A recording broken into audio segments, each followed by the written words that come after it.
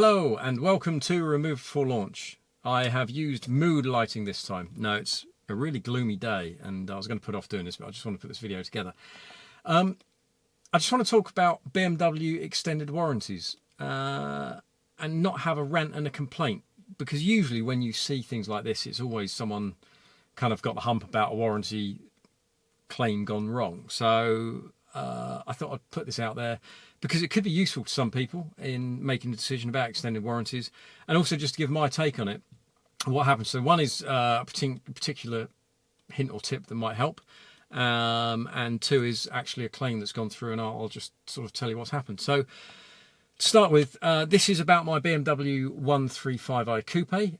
It's now about 11 years old, so it's not a new car by any means, and I still have a warranty on it, which is pretty unique, and that's a full manufacturer's warranty, the insured warranty as well, the BMW insured warranty.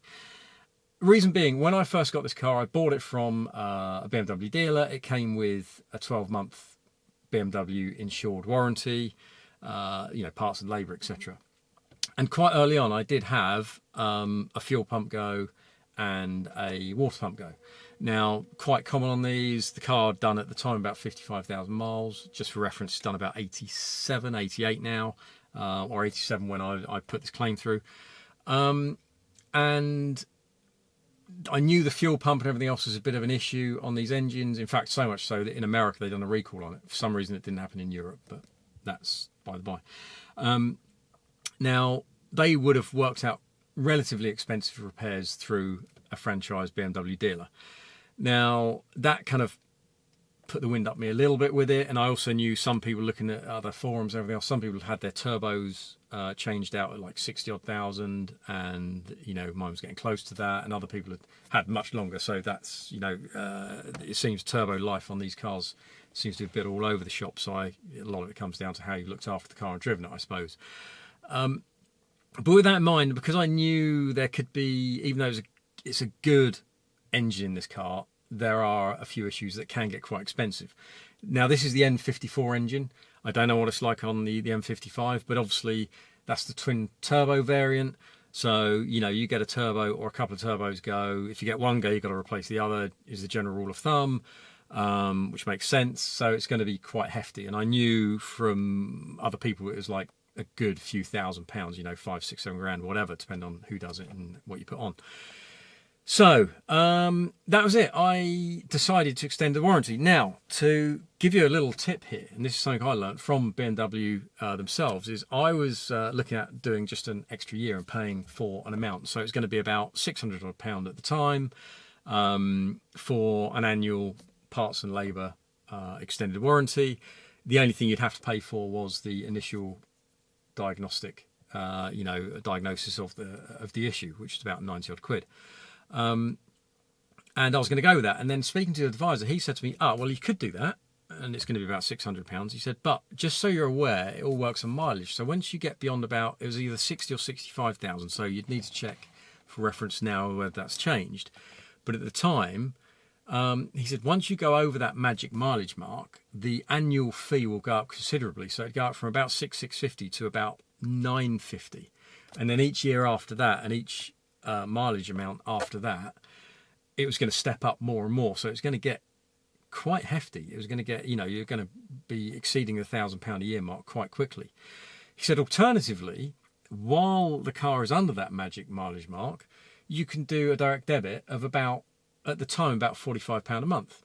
He said, now what will happen is every sort of year after that, they will analyse the car or the type of car, so being a 1 Series, being a 135, they'll do an analysis throughout the UK of how many warranty claims they're getting through, and if they're getting a number of claims through, that amount will increase. But it's never going to increase dramatically. It's not going to suddenly go from like 45 to 105 a month. It will go up by a couple of quid. And to be fair, he's absolutely right. I am now several years in, and I'm paying just over, I think it's about £52, £53 a month now. So it has crept up by a couple of quid each year. So we're now at a stage where, I would have been paying way more each year than I have been paying by paying a monthly amount. Having said that, I was still paying several £100 a year, and since the whole fuel pump and water pump issue, I've not actually had another problem with the car. The car's been really solid and really reliable. And I was, because I'm looking to now move the car on, I was actually thinking I'll probably stop the warranty, and what's the point of paying all this money for it? Funnily enough, literally a few weeks after that, engine management light comes on. Okay, what's this? Get it into BMW, pay the initial fee. You've got an issue with the turbos. Well, is it turbo sensor? No, it's turbo sensor. Okay, we'll change it out. So they change that sensor. A week later, engine management light back on.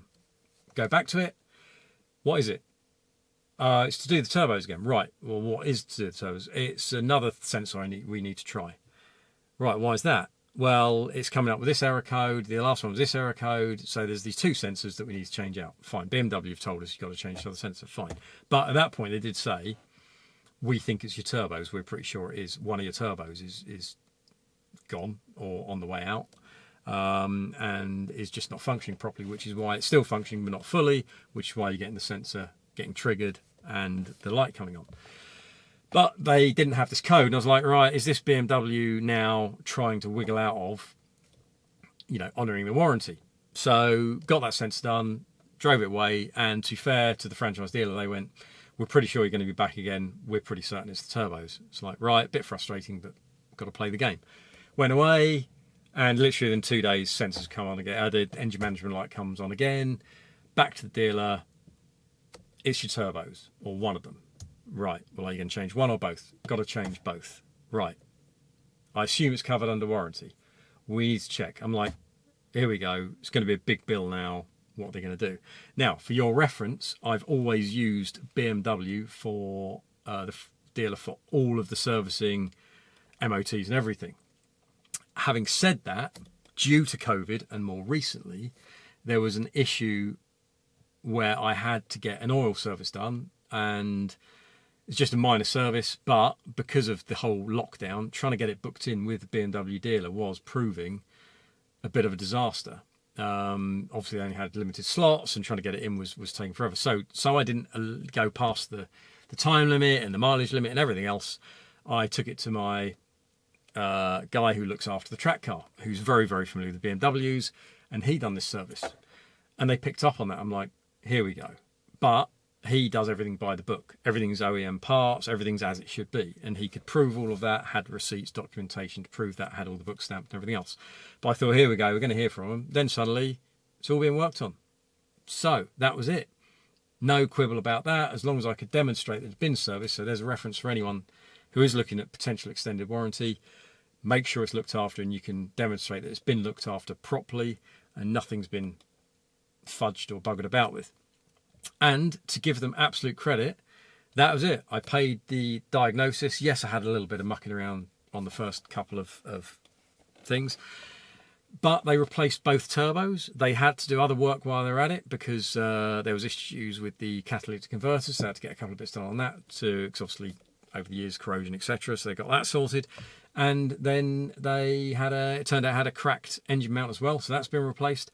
And the whole lot was done under warranty. Now, they wouldn't give me a final bill, but I was given an idea that basically their charges back to BMW were over £5,000, because obviously they do it at a reduced rate at the franchise dealer.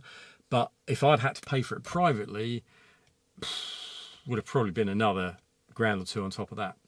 So there you go. I've got a BMW that's about 11 years old.